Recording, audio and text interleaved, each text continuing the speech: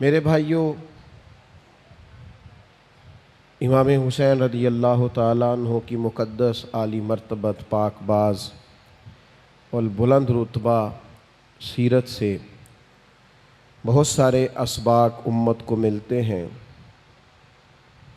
جس سے ہم اپنی زندگی کو سنوار سکتے ہیں، اپنے اندر نکھار پیدا کر سکتے ہیں، اپنے دن اور روشن کر سکتے ہیں اور اپنی راتیں مزید اللہ کے ذکر سے آباد کر سکتے ہیں۔ امام علی مقام رضی اللہ تعالیٰ عنہ کی زندگی کے پہلوؤں میں سے ایک بڑا پہلو یہ ہے کہ امام علی مقام نے اللہ کے حضور شہادت پیش کی ہے۔ شہادت کا بہت بڑا تعلق ہے دین اسلام کے ساتھ، بہت بڑا رشتہ ہے شہادت کا صحابہ کے ساتھ، اہل بیت اطہار کے ساتھ۔ اللہ نے دیا ہوتا ہے ہمارے پاس جو کچھ بھی ہوتا ہے، مال ہو، اولاد ہو، عزت ہو، رتبہ ہو، منصب ہو، وقار ہو، لیکن مشکل یہ آتی ہے کہ رب اپنی دی ہوئی نعمتیں ہی جب اپنے راہ میں خرچ کرنے کا حکم دیتا ہے تو بعض لوگ اس میں مشکل محسوس کرتے ہیں۔ اللہ تعالیٰ جو ہمیں دیتا ہے پھر رب کریم اپنے رستے میں خرچ کرنے کا کہے تو بعض لوگ الا ماشاءاللہ مشکل محسوس کرتے ہیں، لیکن رب کہتا ہے وَمِمَّا رَزَقْنَاهُمْ يُنْفِقُونَ، وہ جو میں نے نہیں تمہیں دیا اس میں سے میری راہ میں خرچ کرو، میں نے دیا ہے نا تمہیں۔ حضرت امام حسین رضی اللہ تعالیٰ عنہ نے اس بات کو اتنا عروج دیا کہ انہوں نے وطن بھی اس رستے میں قربان کیا، مال بھی اس رستے میں قربان کیا، اولاد بھی اس رستے میں قربان کی، اور جان بھی چونکہ رب کی دی ہوئی تھی تو انہوں نے جان بھی اللہ کے رستے میں قربان کر دی۔ میرے دوستو، یہ شہادت کا بڑا گہرا تعلق ہے خدمت دین کے ساتھ۔ یعنی نبی پاک صلی اللہ تعالیٰ علیہ وسلم جبل احد پر تشریف فرما ہیں تو جبل احد وجد کرنے لگا تو حضور فرمانے لگے احد ٹھہر جا۔ حضور تشریف فرما تھے احد پر، جناب صدیق اکبر تھے، فاروق اعظم تھے، حضرت عثمان غنی علیہم رضوان، تو محبوب فرمانے لگے احد ٹھہر جا، تیرے اوپر ایک نبی، ایک صدیق اور 2 شہید موجود ہیں۔ آپ اسلام کی تاریخ دیکھیں، شہداء سے بھری ہوئی ہے۔ شہادت پیش کر دینا یعنی جان ہی اللہ کے رستے میں قربان کر دینا۔ جان، ہم اپنی جان کے مالک نہیں ہیں، اس کا مالک ہمارا رب ہے۔ اس لیے کوئی اپنی مرضی سے مرے تو خودکشی حرام ہے، اور اس کے رستے میں چلا جائے تو اللہ شہادت کا درجہ عطا کر دیتا ہے۔ یہ اس کے رستے میں جانی چاہیے۔ قرآن مجید فرقان حمید شہداء کی فضیلتوں کو جب بیان کرتا ہے تو بالکل ایک انوکھا مضمون اور ایک انفرادی نظم قرآن مجید قائم کرتا ہے۔ یعنی کچھ لوگ بدر میں شہید ہو گئے تو اب ظاہر ہے کہ جو رواج ہوتا ہے بات کرنے کا، ہمارے ہاں بھی اسی عرف میں بات ہوتی ہے، فلاں کا انتقال ہو گیا۔ بعض لوگ ان لفظوں سے بھی کہتے ہیں یا فلانا فوت ہو گیا، فلاں مر گیا۔ ان جملوں سے جانے والوں کو لوگ تعبیر کرتے ہیں کہ فلاں آدمی رخصت ہو گیا، فلاں چلا گیا۔ تو بدر والے جب لوگ انہوں نے اپنی جان اللہ کے رستے میں پیش کی تو کچھ لوگوں نے کہنا شروع کر دیا فلاں چلا گیا، فلاں چلا گیا، فلاں انتقال کر گیا، اور بعض اللہ یہ بھی کہا فلاں مر گیا۔ تو یہی جملے روٹین میں ہوتے تھے جانے والوں کے لیے، تو اللہ کی غیرت نے گوارا نہیں کیا کہ میرے رستے میں کوئی جان دے دے اور لوگ کہیں مر گیا ہے۔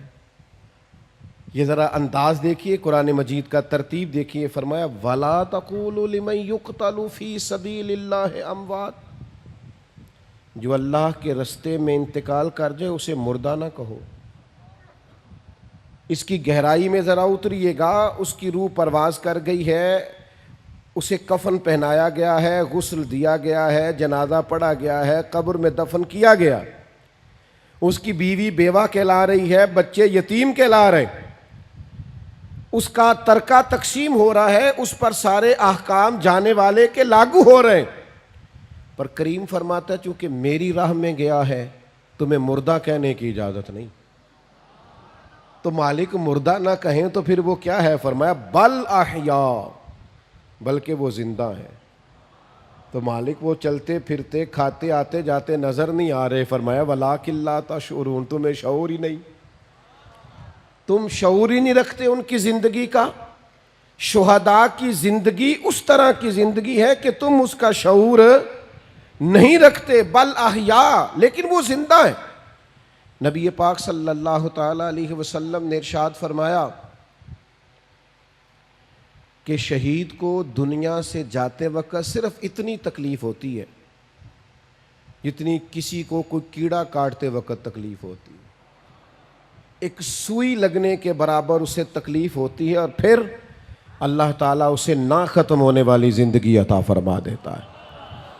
شہادت کی آرزو کرنا، میں آپ کی خدمت میں عرض کروں کہ جینے کی بہت زیادہ حرص رکھنا، زندگی کی بہت زیادہ طلب کرنا، مرنے کو جی نہ چاہنا، اسے قرآن مجید نے اہل یہود کا طریقہ کہا ہے. یہودی تھے جو بڑے حریص تھے، کہتے تھے ہمیں موت نہ آئے. اللہ کہتا ہے یہ مرنا نہیں چاہتے، یہ حریص ہیں زندگی پر. اور کون ہے مومنوں میں سے ایسا کون ہے جسے زندگی سے بڑا پیار ہو جاتا ہے جو مرنا نہیں چاہتا؟ تو اللہ کے حبیب علیہ السلام نے فرمایا قرب قیامت میں ایسا وقت آنے والا ہے جب کافر تم پر چڑھ دوڑیں گے، ایک دوسرے کو دعوت دیں گے آؤ مسلمانوں کو ماریں. تو صحابہ عرض گزار ہوئے یا رسول اللہ صلی اللہ تعالی علیہ وسلم اس وقت ہماری تعداد کم ہوگی؟ تو حضور نے فرمایا نہیں، بہت بڑی تعداد ہوگی تمہاری. تو حضور پھر کیوں کافر ہم پر چڑھ دوڑیں گے؟ تو اللہ کے حبیب فرمانے لگے تمہیں وہن ہو جائے گا، وہن کی بیماری لگ جائے گی. یا رسول اللہ یہ وہن کی بیماری کیا ہوتی ہے؟ تو حضور فرمانے لگے تمہیں زندگی سے پیار ہو جائے گا اور تمہارا مرنے کو جی نہیں چاہے، تم ہمیشہ جینا چاہو. یہ جو زندگی سے بے تحاشا پیار ہے یہ انسان کو بزدل کر دیتا ہے. یہ زندگی سے بے پناہ محبت کرنا اور مرنے کو جی نہ چاہنا یہ انسان کو بزدل، کمزور اور دنیا پرست بنا دیتا ہے. لیکن چونکہ جانا ہے، چونکہ زندگی ختم ہونی ہے، لہذا اس قدر انسان کو گھبرانا نہیں چاہیے. اور وہ اور کسی کی زندگی ہے جو مرنے پر ختم ہوتی ہے. یہ جو مومن کی زندگی ہے نا، یہ تو شروع ہی اس وقت ہوتی ہے جب قبر میں مدینے والے محبوب کی زیارت کر لیتا ہے. تو وہاں سے تو شروع ہوتی ہے. آج پھولے نہ سمائیں گے کفن میں آسی، قبر کی رات ہے ان سے ملاقات کی رات. مومن کی زندگی اقبال کہتے ہیں موت کو سمجھے ہے غافل اختتام زندگی، یہ ہے شام زندگی پھر صبح دوام زندگی. تو اس قدر زیادہ پیار نہیں. جان اگر کبھی دینی پڑ جائے تو محبوب کے لیے نا تیاری کر کے رکھنی چاہیے. یہ سنبھال کے رکھنا چیزوں کو اور اپنے آپ سے بلا وجہ پیار کرنا، کچھ لوگوں کو نا اپنے آپ سے بڑا پیار ہو جاتا ہے. وہ کوئی تکلیف نہیں برداشت کرنا چاہتے، وہ کسی اذیت میں نہیں آنا چاہتے، وہ بڑی پرسکون زندگی جینا چاہتے ہیں. پھر چھوٹی چھوٹی باتوں پہ ڈپریشن کا شکار ہوتے ہیں. ذرا سی چیز ہوتی ہے تو انہیں انزائٹی ہوتی ہے. کیوں؟ اپنے آپ سے پیار ہی بڑا ہو گیا، اپنے آپ کو سہولیات ہی بڑی دے لی، سکون ہی بڑا دے لیا. ذرا سی باتوں پر وہ پریشان ہو جاتے ہیں. لیکن جان پاویں نہ جان میرے محبوبہ، میں تے لگیاں توڑ نبھیساں، رات تیرے وچ رول کے مرساں تے قدم نہ پیچھا ہٹیساں، شہر تیرے دے ٹکڑے منگساں تے تیرے کتیاں دے پیر چمیساں. آزم جان امانت تیری تو جدو منگ سیں میں پیش کرے ساں. اے جان امانت تیری تو جدو منگ سے میں پیش کرے ساں. جان امانت ہے، جب مانگے پیش کر دیں گے. تو صحابہ جان پیش کرتے رہے اللہ کے حضور پیش. صحابہ میں سے ایک صحابی حضرت عبداللہ بن عمر، حضرت جابر ابن عبداللہ رضی اللہ تعالیٰ عنہ کے والد ہیں. یہ جنگ احد میں شہید ہو گئے تھے. حضرت جابر ابن عبداللہ فرماتے ہیں کہ پیچھے بیٹیاں چھوڑ گئے تھے، میرے اوپر بہنوں کا بوجھ تھا، قرضے بھی تھے، آزمائش بھی تھی. لیکن جب نبی پاک علیہ السلام نے مجھے میرے والد کا حال سنایا نا، اس شہید کی حضور نے بات سنائی، نبی کریم علیہ السلام نے فرمایا جابر میں تمہیں بتاؤں تمہارے والد کی شان کیا ہے؟ یہ صحیح حدیث میں موجود ہے۔ یا رسول اللہ فرمائیے۔ تو اللہ کے محبوب فرمانے لگے جو بھی شہید ہوتا ہے اللہ اس پر پردے ڈال کر اس سے کلام کرتا ہے، لیکن جب آپ کے والد شہید ہوئے ہیں نا، اللہ نے پردے ہٹا کے کلام کیا۔ تو حضرت جابر بڑے سیانے تھے، فوراً سمجھ گئے کہ اگر حضور نے یہ فرمایا نا رب نے ان سے کلام کیا ہے، تو یہ بھی محبوب کو پتہ ہوگا کون سا کلام کیا ہے، یہ بھی پتہ ہوگا بات کیا ہوئی ہے۔ حضرت جابر ابن عبداللہ عرض گزار ہوئے یا رسول اللہ کیا بات ہوئی میرے والد اور رب کریم کی عالی مرتبت بارگاہ میں؟ تو حضور فرمانے لگے اللہ نے تیرے باپ سے پوچھا عبداللہ میں نے تمہیں جنت دے دی، درجات دیے، کچھ مانگ لے۔ تو حضور فرماتے ہیں آپ کے والد نے اللہ کے حضور عرض کیا مالک تو نے جو دیا ہے کرم ہو گیا، کچھ طلب نہیں، لیکن اگر کچھ عطا ہی کرنا ہے تو ایک دفعہ پھر دنیا میں بھیج، میں دوبارہ تیرے رستے میں شہید ہونا چاہتا ہوں۔ ہم نے نا آہستہ آہستہ اپنے مزاج میں بزدلی سی پیدا کر لی ہے۔ نبی کریم علیہ السلام نے فرمایا جس کے دل میں کبھی شہادت کی آرزو پیدا نہیں نہ ہوئی، جسے کبھی شوق نہیں آیا کہ اللہ کے رستے میں شہید ہو جاؤں، اس کے سینے میں دھڑکنے والا دل مومن کا نہیں منافق کا ہے۔ اسے کبھی خواہش ہی نہیں پیدا ہوئی کہ میں جان راہ خدا میں خرچ کر دوں، کبھی آرزو ہی نہیں مچلی اس کے دل میں، اسے کبھی شوق ہی نہیں ہوا۔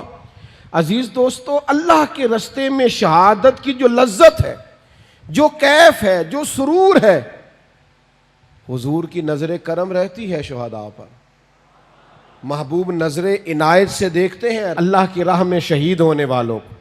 جنگ موتا کے لیے جب صحابہ جا رہے تھے تو نبی پاک صلی اللہ تعالی علیہ وآلہ وسلم نے ان کو وصیت فرمائی، فرمایا حضرت زید بن حارثہ رضی اللہ تعالیٰ عنہ کو اپنا امیر بنا لینا، اگر وہ شہید ہو گئے تو جناب جعفر طیار کو بنا لینا۔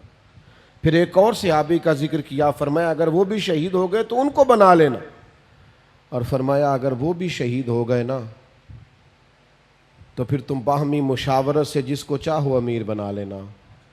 صحابہ فرماتے ہیں ہمیں وہ دن یاد ہے جب حضور بیٹھے تو مسجد نبوی میں تھے، لیکن وہاں بیٹھے بیٹھے جنگ موتا کے سارے حالات بتا رہے تھے۔ اب میرا زید بن حارثہ شہید ہوا ہے، اب جعفر طیار کے بازو کٹیں، اب فلاں صحابی کی شہادت ہو گئی، یعنی جو اللہ کے رستے میں جانیں قربان کر رہے ہیں۔ مجھے کہہ لینے دو نا، یہ بات کہہ لینے دو کہ اگر نبی کریم مسجد نبوی میں بیٹھ کر جنگ موتا کے سارے حالات دیکھتے ہیں تو گنبد خضرا میں بیٹھ کر محبوب نے کربلا بھی ساری دیکھی ہے۔ حضور کی نگاہوں کے سامنے وہ سارا منظر تھا۔ جبھی تو حضرت ام سلمہ کی خواب میں آ کے کریم نے فرمایا ہے کہ یہ دیکھو نا میرے حسین آج کربلا میں شہید ہو گئے، یہ دیکھو یہ مٹی سرخ ہو گئی۔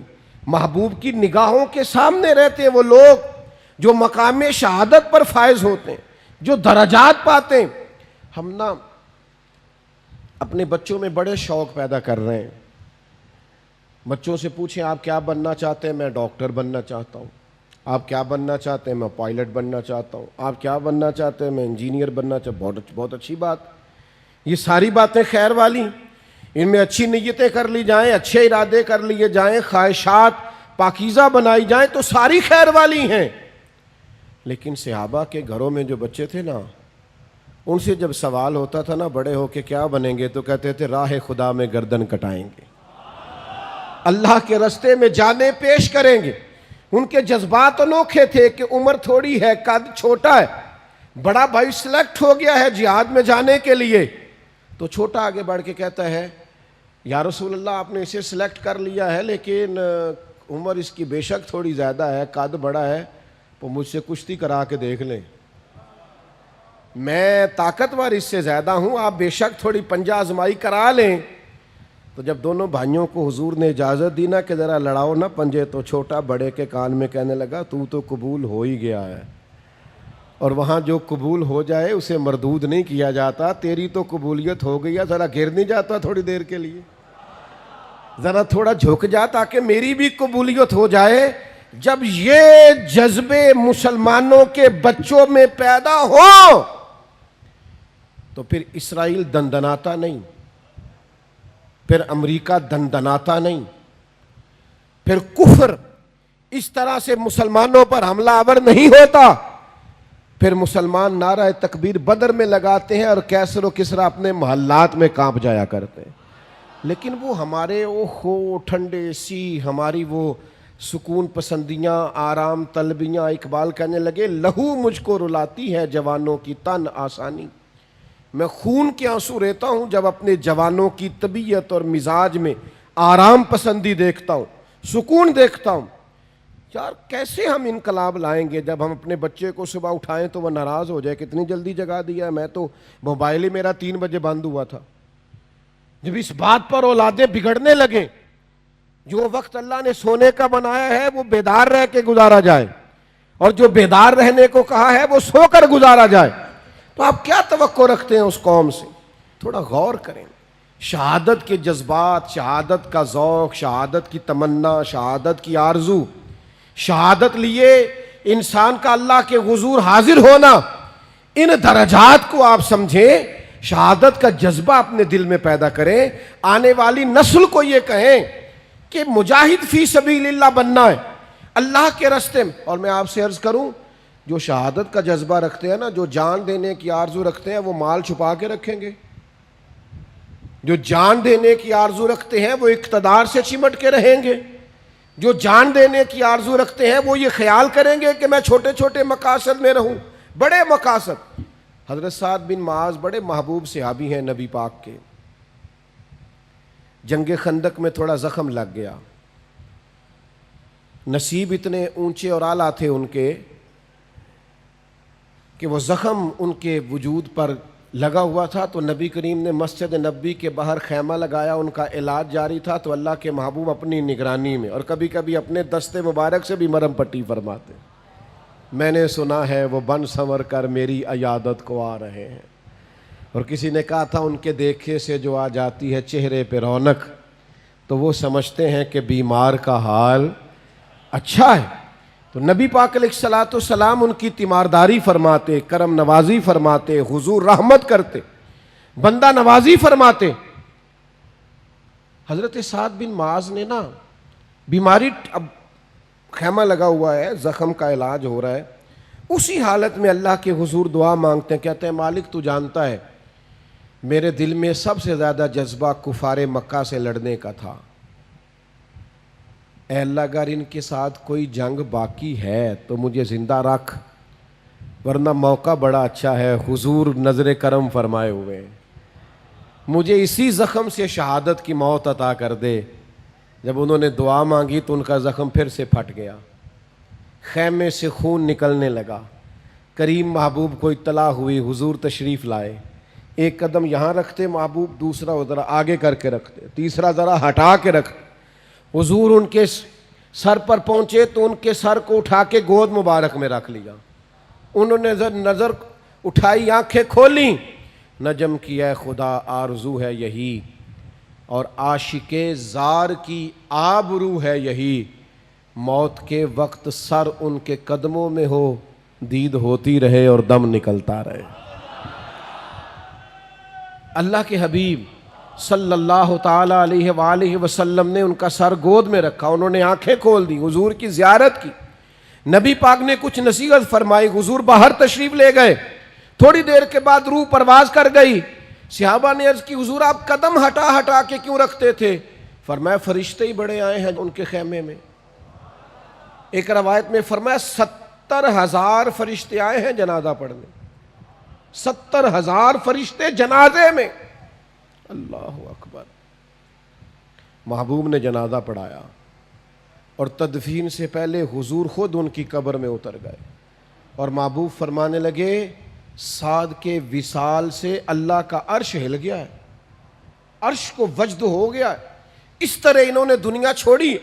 شہادت کا جو مرتبہ ہے، شہادت کا جو مقام ہے، شہادت کی جو عزت ہے، آپ اس کو سمجھیں، اپنی طبیعت کے اندر یہ ذوق لائیں کہ جان ویسے بھی تو جانی ہے، بستر پہ بھی تو نکل ہی جانی ہے۔ یہ یہ میرے بھائی ہاسپٹل میں بھی تو کسی نے کہا تھا مرتے جانا ہے کسی دے سرے چڑھ کے نہ مریے، مرتے جانا ہے کسی دے ہو کے نہ مریے، زندگی تو گزر جانی ہے، کسی کے نام نہ کر دے۔ کیا اپنے آپ سے پیار کرنا، ہر وقت جینے کی آرزو کرنا ہے وہی تیرے زمانے کا امام برحق جو تجھے حاضر و موجود سے بیزار کرے اور موت کی شکل میں دکھلا کے تجھے جلوہ یار زندگی تیرے لیے اور بھی دشوار کرے، جو تیرا جینا مشکل کر دے، تیرا جینا مشکل۔ اور آپ اندازہ کریں ایک صحابی تھوڑی سی نا ٹانگ مبارک دبا کے چلتے ہیں، بظاہر جنگ احد میں 4 بیٹے لے کے آئے، اپنے 4 بیٹے، حضور یہ میرے چاروں قبول کر لیں۔ جب وہ لوگ اللہ سے لیتے ہیں تو پھر نہیں گنتے، اور جب واپس دیتے ہیں میں 10,000 دیتا ہے مسیحتے، اعلان کر دیو۔ میں ختم شریف پہ چلا گیا تو وہ کہنے لگے جی ہمارے والد انتقال کر گئے تو ہم ان کی طرف سے نا 50,000 مسجد کو دے رہے ہیں، ذرا اعلان کر دیں۔ میں کہ ابا کی دے گیا تو کئی دکانہ نے اور بھی کافی مال ہے، میں کہ انہیں بھی جان لگے مسیحتے اعلان کرایا کہ انجی دے گیا ہے۔ نہیں انہوں نے تو، میں نے کہا آپ اس میں سے والد کے نام پہ 50,000 دے رہے ہیں، وہ بھی مسجد میں اعلان کرا کے۔ یعنی جب اللہ سے لیتے ہیں، کسی نے امام شافعی سے کہا کہ میں دینا چاہتا ہوں اللہ کے رستے میں پر کوئی مستحق بندہ نہیں ملتا، تو امام صاحب مسکرا پڑے۔ بعض لوگوں کے سوالوں پہ مسکرانا ہی چاہیے۔ وہ کہنے لگا حضور آپ مسکرائے کیوں؟ فرمانے لگے کمال ہو گئی ہے نا، تجھے مستحق بندہ ہی نہیں مل رہا خرچ کرنے کے لیے، تو بتا اللہ نے جو تجھے دیا تو اس کا مستحق تھا؟ تیری محنت اتنی ہے، تیری عبادت اتنی ہے، جب رب نے بغیر تیری مشقت اور محنت کے اپنے فضل سے دیا ہے تو بھی اللہ کے بندوں کو دیا کر، تو بھی دل کھولا کر۔ نبی کریم نے حضرت اسماء بنت ابی بکر سے کہا تھا اللہ کے رستے میں گن گن کے نہ دیا کر، اس کے راہ میں بے حساب دے، وہ بھی تجھے بے حساب ہی عطا فرمائے گا۔ تو میرے عزیزو یہ بات یاد رکھیں کہ جذبات ہونے چاہیے اس کے رستے میں خرچ کرنے، اپنی جان کا نذرانہ پیش کرنے کی ہر وقت خواہش ہونی چاہیے، انسان کے اندر جذبہ ہو، شوق ہو، وارفتگی ہو کہ میں نے اپنے آپ کو پیش کر دینا اپنے رب کے حضور۔ اس میں بڑی تازگی ہے، اس میں بڑی لذت ہے۔ اور اس سارے عنوان کو، اس سارے نظریے کو پورا عروج دیا ہے تو امام حسین نے دیا ہے۔ علی کا گھر بھی وہ گھر ہے کہ جس گھر کا ہر ایک بچہ جسے دیکھو وہی شیر خدا معلوم ہوتا ہے۔ یعنی ہر ایک نے، وہ جنگ بدر کے موقع پہ نا جاسوس بھیجے تھے، ابو جہل نے کہا ذرا دیکھ کے آؤ مسلمانوں کی تعداد کیا ہے، تو جاسوس واپس گیا تو اس نے کہا 312 یا 313 لوگ ہیں اور ان میں سے بھی کچھ بچے ہیں کچھ بوڑھے ہیں۔ تو ابو جہل کہنے لگا جنگ کیا کرنی ہے، ان کو صبح گھوڑوں کی پشتوں پہ باندھ کے مکے لے جاتے ہیں، وہاں جا کے دیکھیں گے کیا کرنا ہے۔ تو جاسوس کہنے لگا ٹھہر تو صحیح، پوری بات تو سن، بندے 313 ہیں پر کسی ایک کا بھی واپس جانے کا ارادہ نہیں، جس کے پاس سے گزرے تھے مصلی پہ بیٹھا تھا اور شہادت کی دعا مانگ رہا تھا، کسی کا بھی لوٹ کے جانے کا ارادہ۔ حضرت عمر کہتے ہیں اللہ اپنی راہ میں شہادت کی موت دے، اور دے بھی اپنے محبوب کے شہر میں۔ انہیں مل گئی نا، مسجد نبوی میں مل گئی۔ تو بھائی خواہش تو ہو، طبیعت تو ہو، آپ کا دل تو ہو، آرزو تو مچلے، آپ یہ ذہن تو بنائیں۔ ہمارا ارادہ نہیں ہوتا، ہم خرچ نہیں کرتے اپنی صلاحیتیں دین کے لیے۔ امام حسین نے جو قربانی دی ہے وہ بڑی انوکھی ہے۔ 6 مہینے کے علی اصغر کو بھی پیش کیا، چڑھتی جوانی علی اکبر کو بھی اللہ کے حضور پیش کر دیا، جناب عباس کو بھی پیش کر دیا گیا۔ اور ان سارے زخموں کے باوجود جب حسین ابن علی خود میدان میں نکلے ہیں تو روتے نہیں، ڈرتے ہوئے نہیں، سہمے ہوئے نہیں، پہلے انہوں نے مدینے والے محبوب کا دیا ہوا امامہ باندھا ہے، پھر انہوں نے اپنے والد کی ذوالفقار حیدری تھامی ہے، اور پھر وہ میدان میں آئے ہیں تو پورے دبدبے کے ساتھ انہوں نے خطبہ ارشاد فرمایا ہے، تو پھر پوری چہرے اور طبیعت کی پورے روب کے ساتھ پھر وہ میدان میں آئے ہیں تو ڈرے ہوئے نہیں، بہت سارا لشکر دیکھ کر وہ گھبرائے نہیں، معاذ اللہ تلوار نہیں پھینک دی، بلکہ ہمت کے ساتھ، دلیری کے ساتھ میدان میں نکلے ہیں، سناؤ اپنے بچوں کو قصے خیبر و خندق کے، کہانی سن کے حیدر کی دلوں سے ڈر نکلتا ہے۔ اور ایک شاعر نے مولا علی کی بارگاہ میں نذرانہ پیش کیا تھا، اس نے کہا تھا دیواریں ہلتی رہتی ہیں اور در کانپ جاتا ہے، علی کا نام سن کے اب بھی خیبر کانپ جاتا ہے۔ تو اپنے اندر یہ جذبات حسن پیدا کریں، اللہ کے حضور نظر پیش کرنے کا جذبہ پیدا کریں، اپنی طبیعت کو تازہ کریں، ہر وقت شہادت کی آرزو، ہر وقت اس کی راہ میں قربانی کا جذبہ، ہر وقت ارادہ اس کی بارگاہ میں کچھ نہ کچھ پیش کرنے کا یہ رکھیں۔ نبی پاک علیہ السلام کی بارگاہ میں نا ایک شخص نے آ کے کچھ مانگا تھا، تو حضور نے فرمایا یار بظاہر اس وقت تو کچھ موجود نہیں، یا میرے نام پہ قرضہ لے لے دکاندار سے۔ تو حضرت عمر عرض کرنے لگے حضور اللہ تو ہمیں اس کا پابند نہیں کرتا، ہے تو دے دو نہیں تو ٹھیک ہے۔ تو حضرت بلال کہنے لگے یا رسول اللہ آپ بانٹیے، عرش کا مالک بڑا عطا کرے گا۔ یعنی قرضہ لے کے بھی حضور اس کی راہ میں دینا ہے تو پھر دینا ہے۔ اپنے اندر یہ شوق لائیے، یہ جذبہ لائیے۔